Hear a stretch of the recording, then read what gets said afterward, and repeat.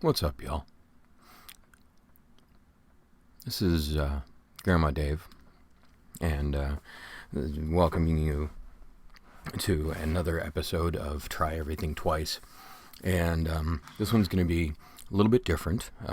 I'm just sort of thinking about a thing.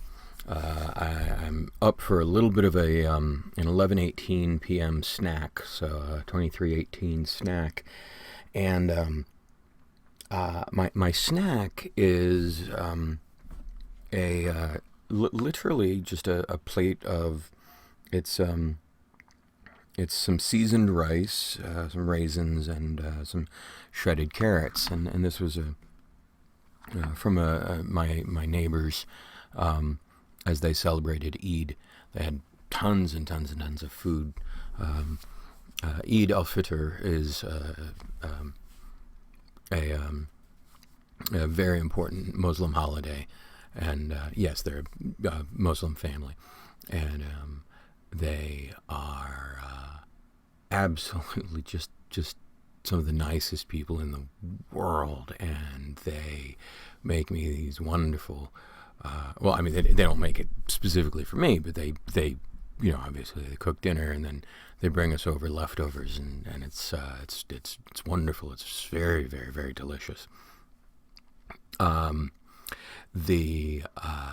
flavorings of the Afghani food, imagine quote unquote Indian food, but almost with a Western flair. And quite literally, that's about what it is. That's because when we go to an Indian restaurant, of course, India is huge. And of course, it has, think of things this way. The United States of America, it's a big country. It's a very large country. I'm not going to deny that.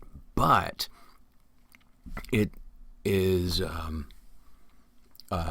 first of all, it's incredibly young.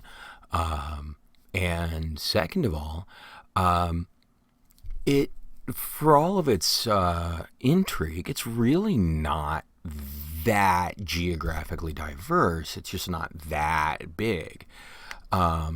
Yes, I know, before you flame me, I'm well aware of the glory and wonder that are you've got everything from the glaciers to the rainforests. Yes, I got it. But when you combine the European genocide of the natives with the way that the Europeans spread across this continent and how quickly that happened over the course of a few hundred years, you didn't really allow for certain dialects of food to set in and broaden in the way that you see on the southeastern Asian continent, in the Indian subcontinent, for example, over the course of 5,000 years. Now, that being said, again, before you hit send, take what you do know of the amazing diversity of food here in the United States and in the Americas in general. And that's only from a little bit. So imagine drawing that out by an order of magnitude. So then go a little bit further west through what is now Pakistan, but of course used to be India. It's a long story. We're not getting into it now. Across the Hindu Kush Mountains into Afghanistan, or containing Hindu Kush Mountains. And you get all of that, and everything's great. So anyway, I'm eating that rice. That's what this all, of course, comes down to. And in many ways, this is a story of rice, or an episode about rice. It's an episode about noodles. Now, for Europeans, noodles quite often are the big deal. Now, not just for Europeans, but in fact for many people around the world, noodles are how they ingest their carbohydrates. Carbohydrates are very, very, very important. Without them, you don't live. You die. Yes, I know that's the opposite of living, but I just wanted to really, really spell that out. You don't live. You die. Because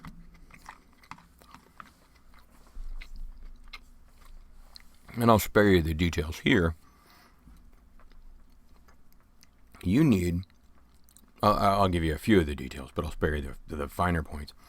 But you need these big, big, big, big sugars that we call carbohydrates. Carbo meaning carbon, hydro meaning hydrate meaning hydrogen. Well, hydroxides, groups, and OHs. Okay, so we've got these COHs and they all strung together. And loopy-doopy. And, well, they make these wonderful chains of rings and just absolutely beautiful. Well,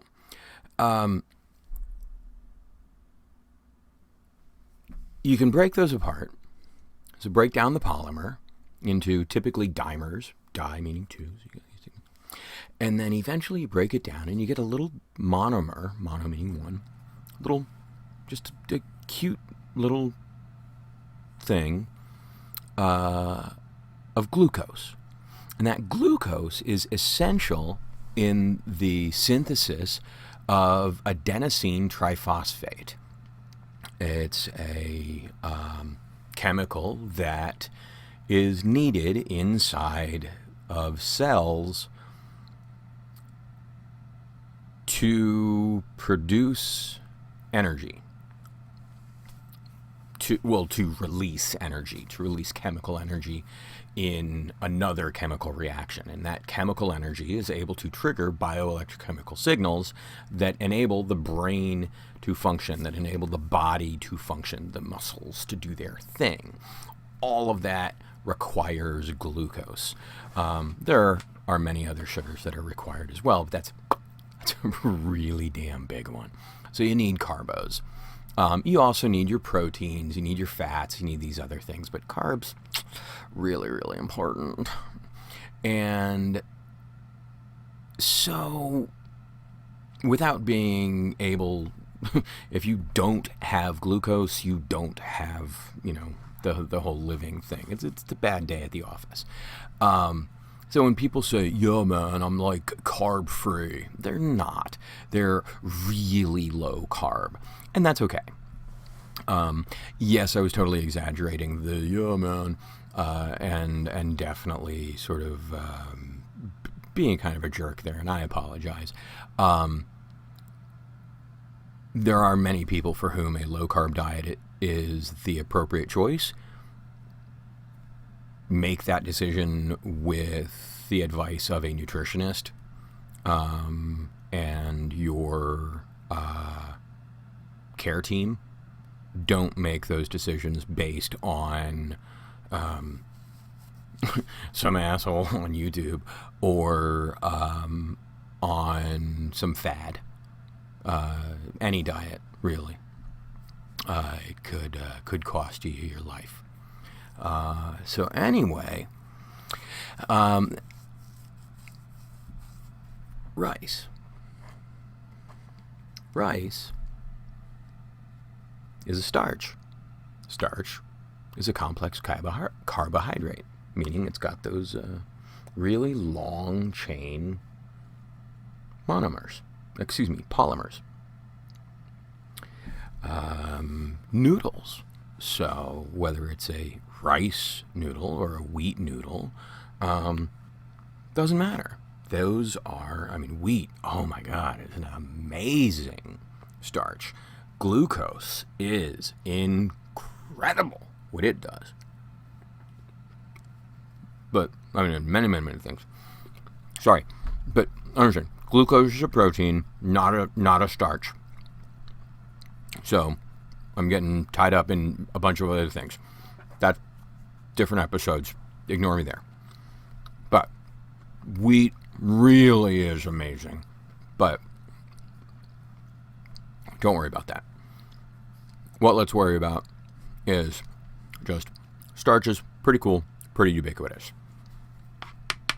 So we got our rice here. And then we go to a restaurant that serves the rice or serves the noodles. And we look at those as optional. And here's the thing. Technically speaking,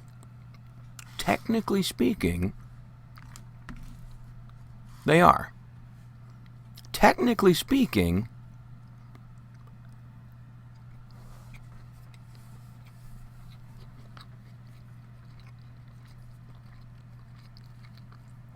if it gets you to eat your veggies, then you go ahead and do whatever you're going to do. But if you are visiting someone and that place represents their culture, you should really try to take that opportunity to learn from them those elements of culture. And you should ask them, and you should say, and don't be embarrassed. Don't be afraid to say, hey, what is there a right way to eat this? Is there a right way to hold this? If there are special utensils, or if there is a special piece of flatware, or the plates or the cups, all of these things. For example, I look forward to doing at least one episode on sushi. I love this stuff. And quite frankly, one of the reasons I want to do the episode is I want to tell you that most folks here in the United States do it wrong. But then you get into the question of, are we doing it wrong, or have we simply created a new dialect of dining?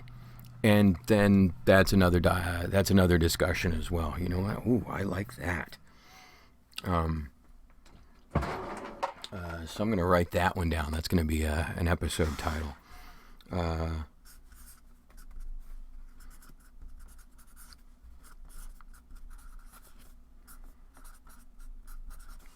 So, with all of that being said, and yeah, I know that I've already, wasted, as far as some of you are going to feel, 14 minutes of your lives. But with all of that being said,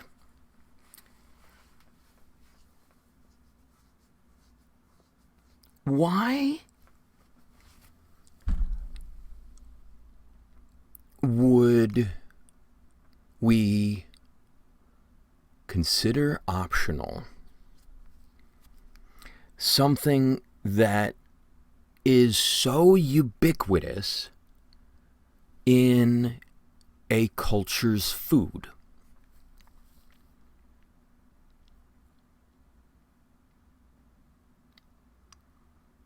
Consider the rice in Indian As I said before, we're talking thousands of different types of food, styles of food. Yes, there are major regions, but we're talking many different. But or again, same thing with Chinese food. What does that even mean? Thai food, Japanese food that's not sushi and not soups, because Japanese food is famous for its soups. But also their rice dishes, plate dishes. So many of these cuisines are dependent upon rice. And yet so many people in the United States right now are insistent that rice is the bad guy, that rice is something that should be served off to the side.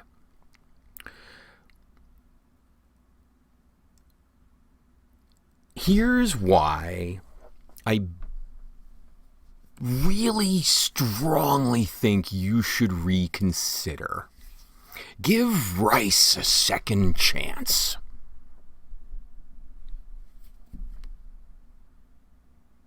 Because rice sucks.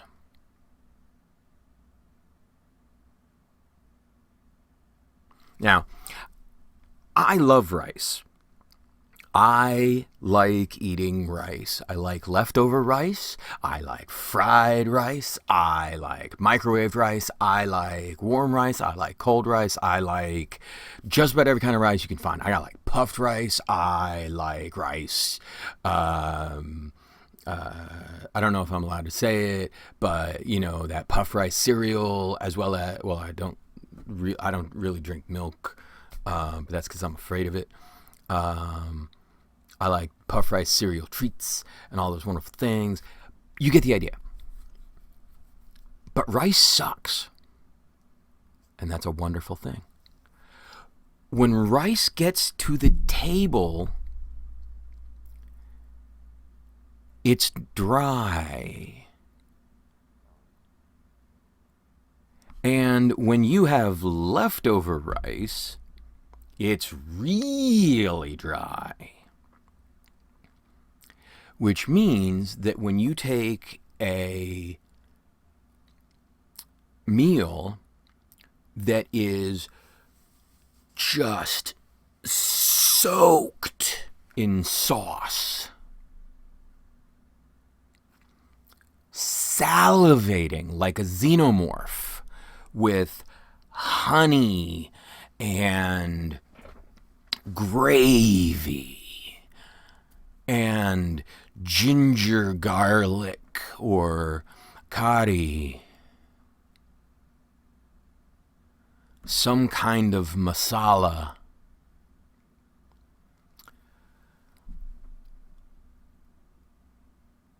Do you really want to be knocking that around like a broken yolk, bumping up against your sausage? Or do you want that locked into the rice? You can push it around on the plate.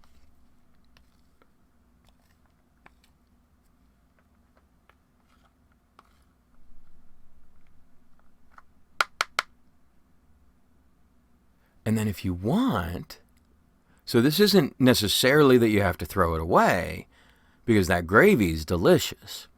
One of my favorite restaurants in the world has a sesame beef. It's a crispy sesame beef. Oh, God, it's good. And you get that gravy all up in that rice. Hell yeah. So, rocking it out like that, it was good times. So, if you don't however, want the extra calories of the sauce, well, you should be focusing on the protein anyway. If you're looking to reduce your calories, you should be focusing on the protein of the protein, and reducing those sauces anyway. So you want the rice so that the sauce can get down into the rice and be drawn away from the protein. It's not going to dry it out. It's just going to keep it from being sopping wet.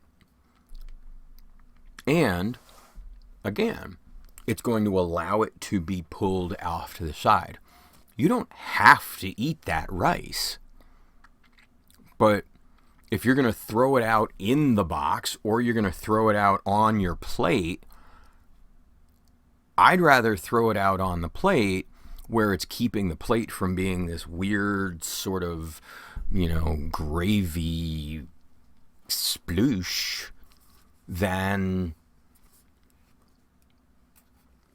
well, you get the alternative.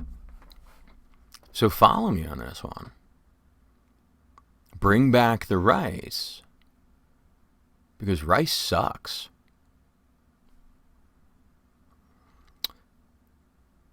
Till next time, I'm Grandma Dave. And remember, try everything twice.